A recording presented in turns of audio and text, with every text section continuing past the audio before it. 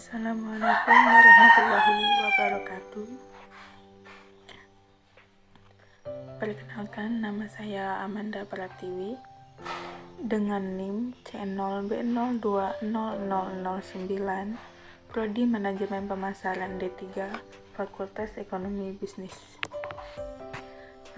Di sini saya akan menjelaskan atau mempresentasikan tentang penggolongan biaya dan perbandingan laporan keuangan perusahaan manufaktur dengan laporan rugi laba perusahaan dagang.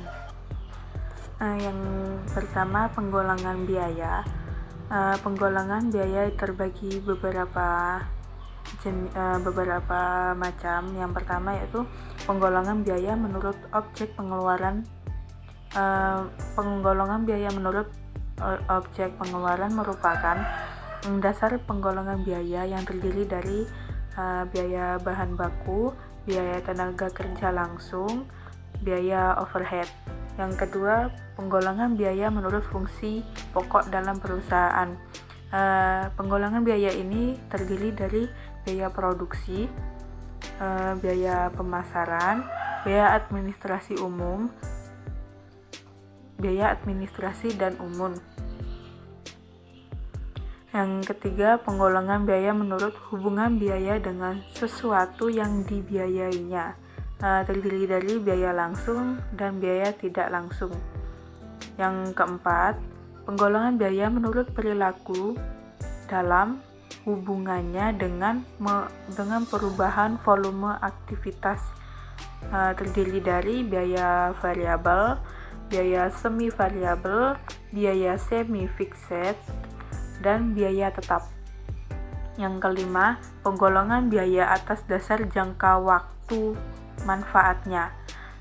Penggolongan biaya ini terdiri dari pengeluaran modal atau capital expenditure, dan pengeluaran pendapatan atau revenue expenditure. Penggolongan biaya pengeluaran modal ini adalah biaya yang mempunyai manfaat lebih dari satu periode aktivitas atau biasanya periode akuntansi adalah selama 1 tahun kalender.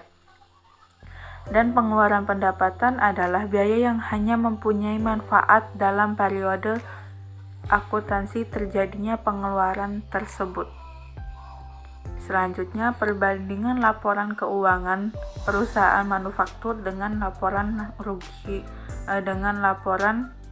keuangan perusahaan dagang. Yang pertama, perusahaan manufaktur, pengolahan bahan baku menjadi produk jadi dan penjualan produk jadi tersebut kepada konsumen atau perusahaan manufaktur lain. Kegiatan pengolahan bahan baku menjadi produk jadi memerlukan 3 kelompok pengorbanan sumber ekonomi. Yang pertama, pengorbanan bahan baku, kedua jasa tenaga kerja, yang ketiga jasa fasilitas. Terhadap perusahaan dagang, kegiatannya berupa pembelian barang dagangan dari perusahaan lain dan penjualan barang dagangan tersebut kepada konsumen atau perusahaan manufaktur. Terus yang selanjutnya, perusahaan dagang tidak melakukan pemrosesan terhadap barang dagangan yang dibeli. Selanjutnya untuk melanjutkan usaha dagangnya, perusahaan dagang mengeluarkan sumber ekonomi untuk memperoleh barang dagangnya, mengeluarkan biaya administrasi dan umum, serta biaya pemasaran. Selanjutnya, pengorbanan sumber ekonomi yang disajikan dalam bentuk laporan rugi laba dikelompokkan ke dalam 3 golongan. Yang pertama, pengorbanan sumber ekonomi untuk memperoleh barang dagangan dari perusahaan lain. Pengorbanan ini dikelompokkan dengan judul harga pokok penjualan atau HPP. Yang kedua, pengorbanan sumber ekonomi untuk kegiatan pemasaran barang dagangan. Pengorbanan ini dikelompokkan dengan judul biaya pemasaran. Yang ketiga atau yang terakhir, pengorbanan sumber ekonomi untuk kegiatan selain perolehan barang dagang dan pemasaran barang dagangan. Pengorbanan ini dikelompokkan dengan judul biaya administrasi dan umum.